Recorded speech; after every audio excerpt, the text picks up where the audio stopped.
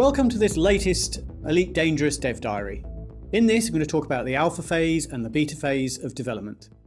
But to kick off, one of the things that I would like to do is thank all those on the DDF, or the Design Discussion Forum, for their great input. This has been a really valuable two-way communication.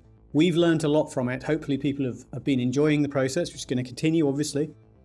But also we've changed the game designer as a result. One example is something that we've been referring to as Super Cruise, where you can travel around a system very quickly.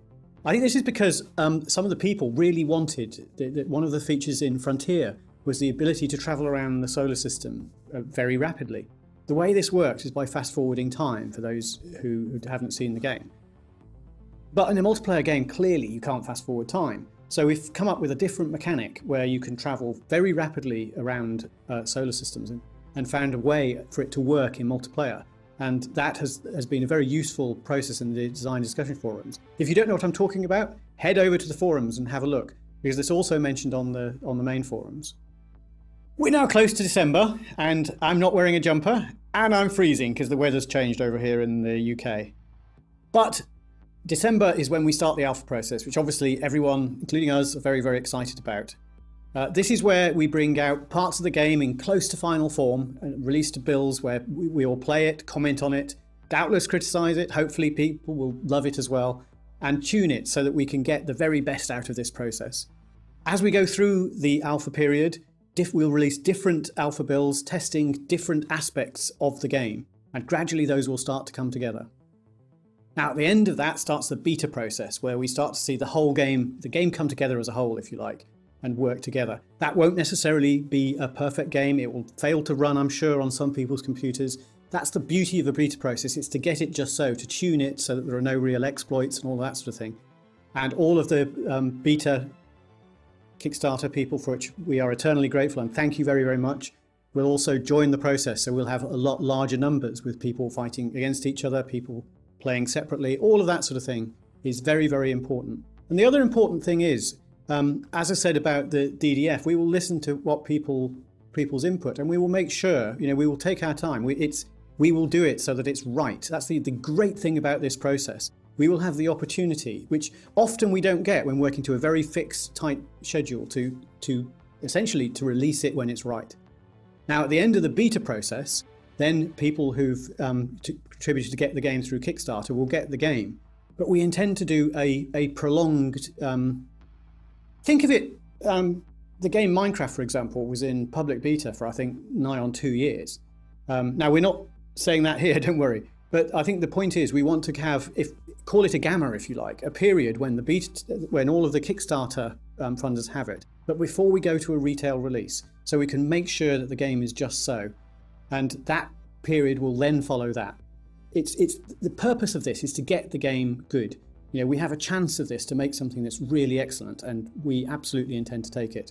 So that essentially outlines the shape of the process we've got to come, starting in December with the game, and gradually rolling out more and more elements, more and more features in it. So to go into a bit more detail about what we're planning to release in the alpha phase.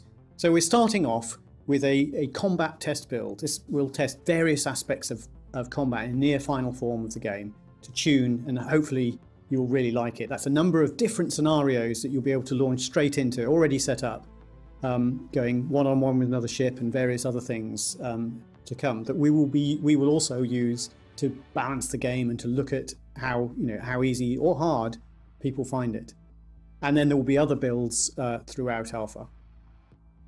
So now I'll go on to some questions. Okay, firstly from Rochester. Will mission failure, not just success, have consequences in the game? Right, absolutely. It will, in the sense that all hooks are in the background simulator. If you think what failure means, failure is not like, you failed to do this, that you might get in a sort of a level-based challenge game. Actually, failure to do it might have a sensible story outcome. You've taken a passenger to the wrong place, say. Or the mission where you've gone to bring back a piece of cargo. It actually turns out that they were just using you to smuggle something that was deeply illegal. So mission failure just means the original objectives as set by the person setting the mission haven't been completed. It might have been your intention. You might just have sold a thing on the open market because it was valuable. So the point is, yes, it will. There are hooks in the game already to cope with that. And the game will respond. Sometimes it will be just plain failure, but more often than not, it's a consequence that you've chosen to take.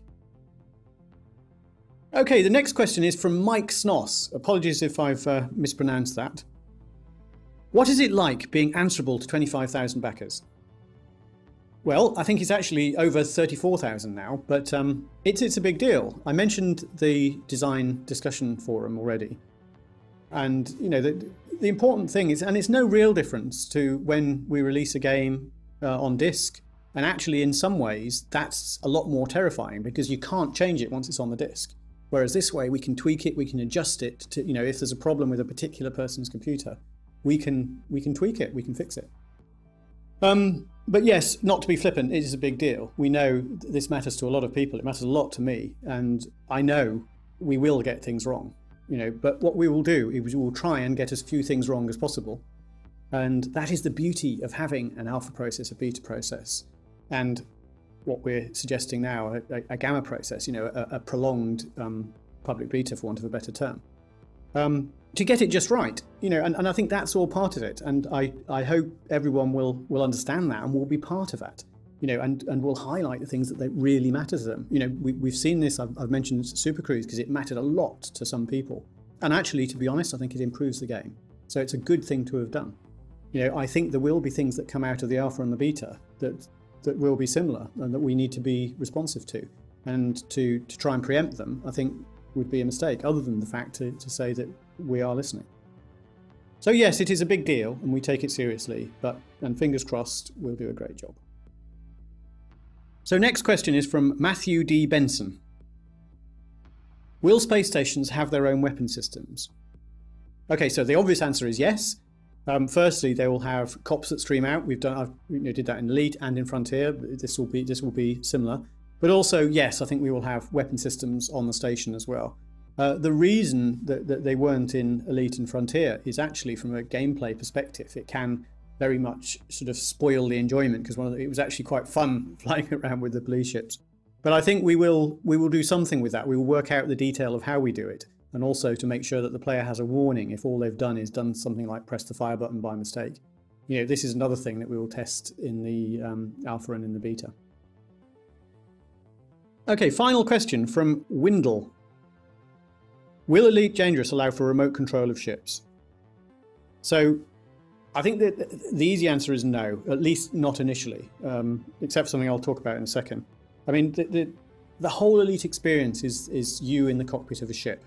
Once you start remote piloting ships, it both removes the jeopardy, which I think is a key part of the experience, and that feeling that you are really flying the ship. It removes from that. One of the things that I remember experimenting with in Frontier was remote flyable missiles, which were actually quite fun. And that is something we might look at. But and by that I mean where you briefly pilot a missile via a remote control. But I think it's very problematic, and I think it's not something that we would probably do from day one. But it's certainly something we have seriously considered. Okay, that was the last question. Thank you very much all for listening. We're moving forward, the weather's changing, and it's a very exciting time. And look forward to speaking to you again on the next Dev Diary. Thank you.